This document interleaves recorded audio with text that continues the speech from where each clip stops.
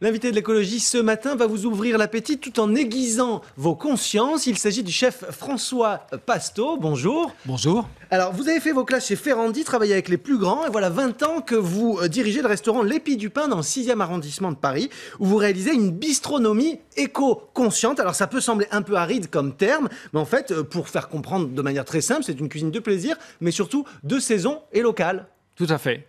Tout à fait. C'est une cuisine qui, avant tout, correspond à ce qu'on peut trouver au marché. Si vous voulez, je fais partie des chefs qui vont faire leurs achats à Rungis notamment, auprès des maraîchers. Donc des légumes la plupart du temps franciliens, parce que ce qu'il faut savoir, c'est qu'autour de Paris, les Parisiens oublient, mais on a une agriculture énorme, très bonne, avec des agriculteurs qui font très bien leur métier. Donc si vous voulez, je vais au-devant du produit et je cuisine ce que j'ai trouvé sur le lieu à Rungis. Est-ce que ça vous limite dans les propositions que vous pouvez faire sur votre menu ou pas du tout ? Pas du tout, en fait, j'ai pas une carte fixe. Donc vraiment, je cuisine avec ce que j'ai trouvé et contrairement à ce qu'on peut penser, je ne suis pas à court d'idées parce que je suis les saisons. Donc je suis ravi de trouver les betteraves qui arrivent. En ce moment, c'est les choux verts, les choux de Pontoise, tous ces légumes d'hiver qui peuvent être un peu roboratifs. On se dit, oh, c'est triste l'hiver. Non, c'est pas triste l'hiver. On peut faire des choses merveilleuses avec tous ces légumes, tous ces beaux produits. Et puis après, on va en retrouver d'autres au printemps.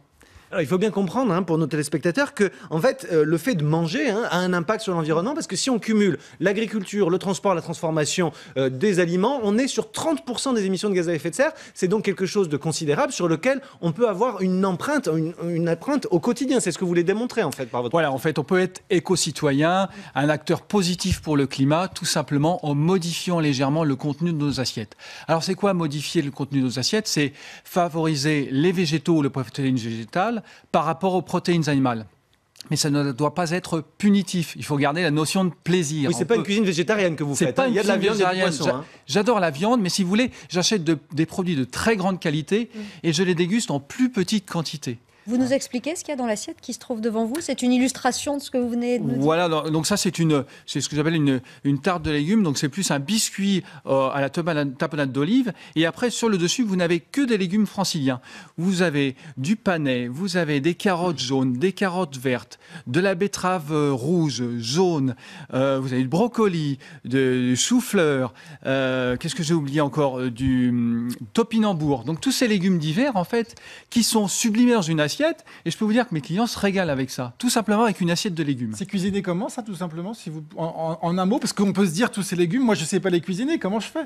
Alors il y en a certains qui sont cuits à la vapeur, donc qui sont cuits étuvés tranquillement sur le coin du fourneau, d'autres qui sont juste poêlés. Vous savez, je m'amuse avec les textures en fait. Ce qui est important, c'est de donner du plaisir dans une assiette. Et vous voyez, là, il n'y a pas de protéines animales, pas du tout. On peut tout à fait faire un repas complet simplement avec des légumes. Ça ne veut pas dire ne plus manger de viande ou de poisson, pas du tout. C'est montrer qu'on peut se faire plaisir qu'avec des légumes et on n'est pas forcé de manger de la viande 2 fois par jour. Il faut savoir que dans les années 50, on était à 100 grammes de viande par personne et par jour. On est passé à plus de 250 grammes de viande par personne et par jour, ce qui est énorme. On n'a pas besoin de manger autant. Et je ne veux pas mettre en péril la filière viande, c'est pas du tout ça mon propos. C'est tout simplement se dire, mangeons, raisonnons, à manger différemment. D'abord, parce que d'ici quelques années, sans ça, on va se battre pour se nourrir. On passe de 7 milliards à 9 milliards en 2050. Y aura-t-il suffisamment à manger pour tout le monde ? Je ne pense pas si on continue à s'alimenter de cette sorte. Avec notamment la problématique des ressources halieutiques, les ressources de poissons qui sont gravement en danger. Nos téléspectateurs n'ont pas forcément conscience aujourd'hui qu'on est face au risque d'avoir un océan qui se vide, qui soit littéralement vidé de ces poissons. Tout à fait. Alors là, ce qu'on appelle la pêche durable, avec SeaWeb Europe, je travaille depuis plus d'une dizaine d'années, et d'ailleurs j'en suis le président de cette ONG SeaWeb Europe. Et pourquoi ? Pour accompagner tous les acteurs de la filière, les pêcheurs, les marailleurs, les poissonniers, les restaurateurs, les traiteurs, à mieux comprendre la problématique autour des ressources halieutiques et surtout à n'utiliser que des poissons dont les stocks sont suffisamment importants pour ne pas mettre en péril les espèces. Alors, concrètement, en ce moment, quels conseils pour nos téléspectateurs d'achat de poissons ? Quels sont ceux qu'il faut laisser sur le côté, ceux sur lesquels il vaut mieux se... Eh bien, en ce moment, vous pouvez vous tourner sur le maigre, qui s'appelle aussi aigle bar, le lieu jaune, le lieu noir, le mulet. tous ces poissons qui ont été un peu oubliés, comme le chinchard, le taco. Vous savez, et mon but pour moi, en tant que chef de cuisine, je pense que j'ai vraiment un rôle pédagogique à jouer auprès de mes clients. C'est-à-dire que je vais leur faire déguster un poisson qu'ils ne connaissent pas. Et j'espère leur donner l'envie d'aller acheter ce poisson. D'abord, c'est souvent les poissons qui font partie de la pêche durable, sont des poissons qui coûtent moins cher, mais qui sont des poissons de très grande qualité. Donc vous pouvez vous amuser avec ces poissons. Et mon but, c'est justement de faire découvrir ces espèces, de laisser de côté les autres espèces qui sont menacées, afin que nos enfants, voire nos petits-enfants, puissent les déguster à nouveau plus tard. Et vous avez également lancé une association parce que vous êtes multi-casquette, un multi-toc, bon pour le climat, qui regroupe à la fois des restaurateurs, des hôteliers, mais des consommateurs lambda, avec cette même idée de faire une cuisine, on va dire, qui soit éco-consciente et sur lequel vous avez même un calculateur d'empreinte carbone d'une recette. En quelques mots, qu'est-ce que c'est ? Alors oui, grâce à nos partenaires Eco2 Initiative, nous avons mis en place un éco-calculateur.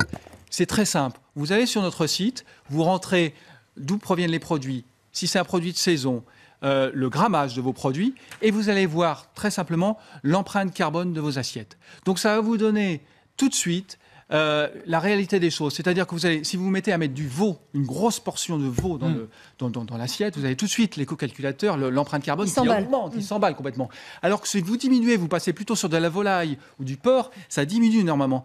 Donc effectivement, c'est pour aider le consommateur à avoir une prise de conscience. Et cette association s'adresse à tous, tous les chefs confondus, aussi bien étoilés que le bistrot du coin, et le consommateur. Voilà, pour tous c'est bonpourleclimat.org, également SeaWeb Europe, et enfin l'épi du pain pour aller déguster vos préparations. Merci beaucoup François Pasteau. Merci à vous.